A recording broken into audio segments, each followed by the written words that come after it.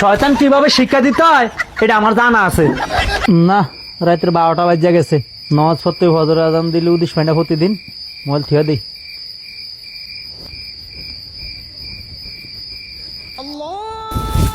ভাইয়া এই মেয়ে নামাজ পড়তে যাবেন, একটা দিন নামাজ পড়তে যান না? যাবো যা তুই। ভাইয়া তাড়াতাড়ি আন, আমি যাইলাম কিন্তু।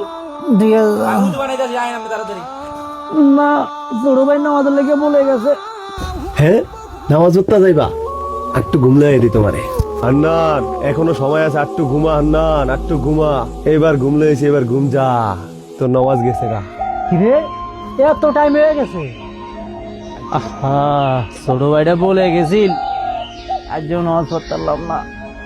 A few moments later. না, প্রতিদিন মোবাইল টিপতে টিপতে অনেক রাত হয়ে যায়, ফজর নামাজ পড়ি না, টাইম হলে উদিস পাই না। না, ঘুমো আইয়ে আগে ভাগে হুইয়া তাই। শালার প্রতিদিন নমাজের নিয়ত করে হুই, আউ তোমাদের শয়তান এই ধোকা দেয়। এত নমাজের টাইম হইলে নমাজ কা হত্তাই না, আজান দিলে উদিস পাই না কা। আজ যা শয়তানের একটা ধোকা দেবো, শয়তানের প্রতিদিন ধোকা দেয়, শয়তানের একটা ধোকা দেবো। প্রেমিকা তো কল দিয়া গেছে দেখা করতাম, তাহলে ফজর আজান দেওয়ার সাথে সাথে দেয়াটা করবো।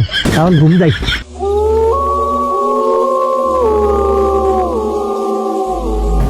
হে হান্নান, ওঠ, প্রেমিকার লগে দেখা করবি না?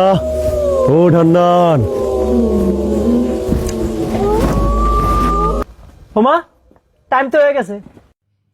আল্লাহু আকবার, আল্লাহু